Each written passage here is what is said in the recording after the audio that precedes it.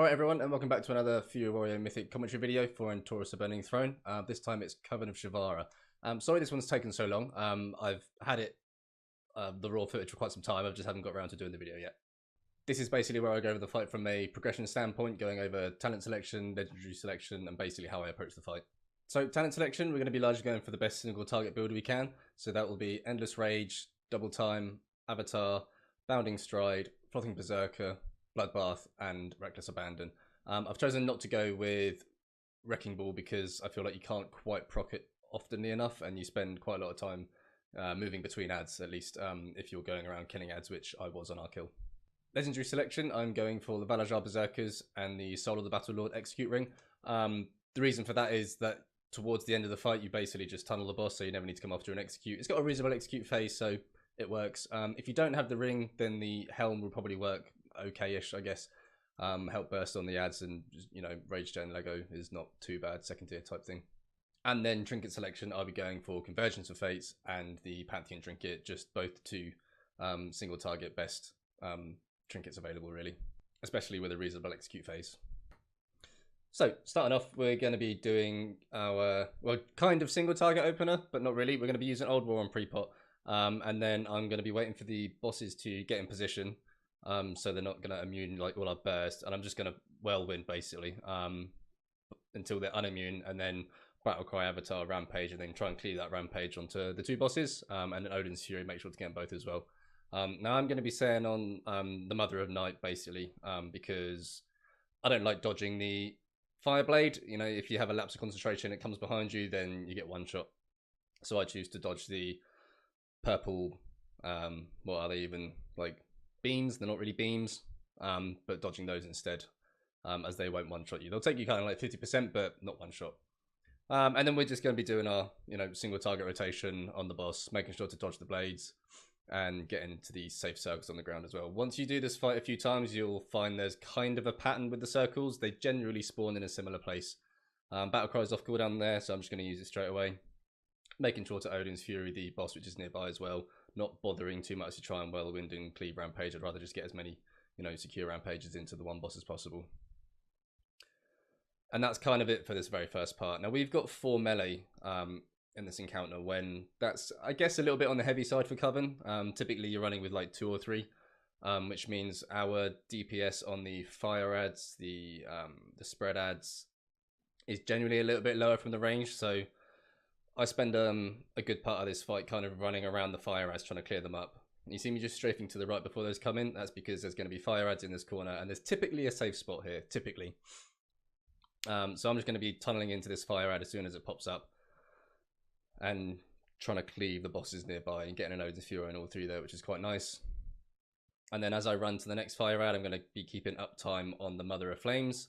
Then once my pulse moves off, I'm going to run to the next one, because I'm going to want both my charges. First charge to that one to finish that one off, next charge to that ad at the very back. This one always gets left last, so I try and get to the back to make sure it gets finished off. And then using my leap to get back to the boss. No charge to get back in, but not too much downtime, but definitely downtime. Avatar coming off CD there and Battlecry, so I'm just going to put that straight into the boss. Typically you don't really want to hold cooldowns. They can kind of have wonky timings. Sometimes if you get lucky procs or unlucky procs type thing, they line up well to be able to cleave off ads very well, but other times they don't, and they feel like they're coming up at wonky times. Now our Mother of Night always gets moved to this side, so it doesn't get stacked with the other one, so I always know I'm going to want to be stacking here, and kind of pre-plan that movement, making sure to move out the swirlies on the ground, and dodging the blades. You don't want to get hit by blades at all, but specifically when you're in the safe circles, because you get knocked out and you'll die to the AoE. Rampaging there, making sure I'm in range to Odin's Fury, the boss next to me again.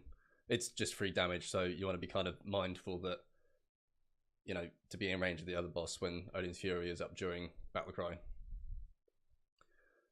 Shadow Blades again, so making sure I just sidestep those. And now I'll be getting my yardage for the ads. No cooldowns for these, which is a bit annoying, so this kind of stays up a very long time. I think Avatar and Battlecry do come up, but you get the Darkness cast coming straight after, so I'm going to have to get safe, and there's not always a guarantee that the boss is going to be in your circle, which on this case it isn't, so it's a good job I held cooldowns there. It still sucks to have to hold them, but it's better than like popping them, only getting 4 casts off and then having to come out of melee range. So I'm just trying to whirlwind it there to get any extra damage. Get a tiny little bit, so that's okay, I guess.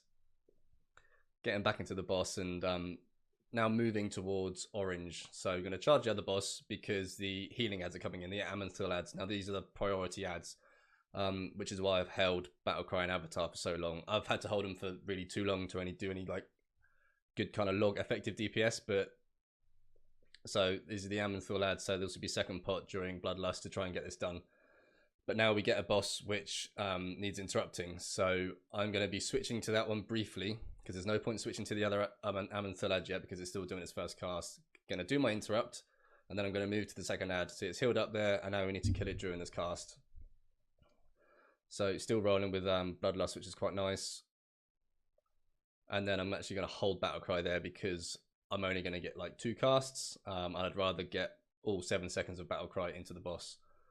No leap to get back, unfortunately. And with the beam, I'm going to try and put it through where there aren't people. I think someone accidentally runs into me there, but not the end of the world. Nobody dies. So fire ads again. So I'll be focusing this one in the corner.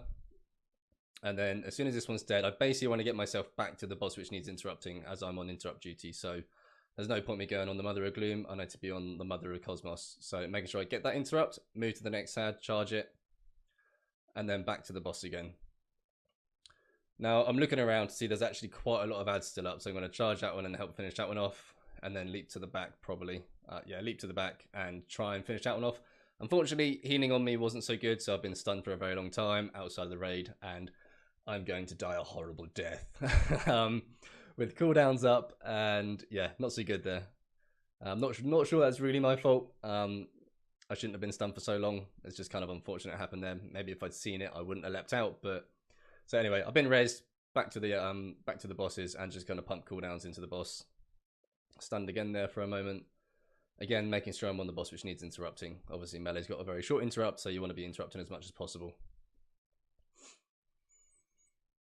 And typically we'll be communicating this on TeamSpeak, so the tank is calling out which needs interrupting. People are calling out if they're going to interrupt, just going to strafe out of the way of the beam there, out of the way of the 2 people, so it doesn't go through and hit me. So I'm going to get a big old stun on me again here, because healing wasn't good enough. And there's nothing you can do about it. You're just stuck in there for 12 seconds, crying, basically. As soon as I'm out of this, I'm going to be making sure I'm not near anyone, and then hitting Battlecry and just going straight on the boss. So this is the point now where you ignore the ads. So I need to stay spread, make sure I don't hit anyone, and just tunnel the boss. This is where we kill boss. Going into execute with a full rage bar, so fishing for rampage procs with execute crits, and then just doing, you know, if I can, execute, free massacre, execute, free massacre. And Avatar's come off cooldown here, but I'm just going to save it briefly because Berserking has only got 5 more seconds and Battlecry's coming off. I'm only going to get 1 more Avatar, so... but as this is our first kill, I don't want to try and push it too far and, you know, wait for 8%, so I'm just going to use it a little bit early, get in the damage as a guarantee before the swap, with the Berserking haste buff as well. So with the tank swap, I'm just being really careful not to move, but try and keep Juggernaut stacks going. You know, you really don't want to drop them. Use my free rampage on that and then switch to this guy because the other boss is quite crowded. And then our lovely tank Nimri decides that actually he doesn't like me much, so he's going to run on top of me and kill me.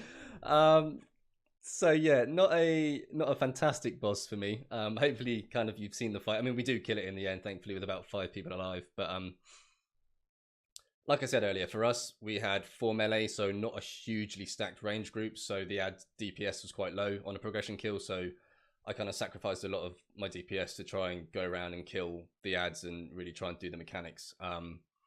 If you want to, you know, log well, pass well, and do decent DPS, it's basically going to be you need to stay on the boss, tunnel the boss, and just have really good uptime. I think in the following week, I managed to do significantly better with War Machine, actually, mistakenly, but War Machine and Endless Rage both are possible. Endless Rage is going to be better for the execute phase.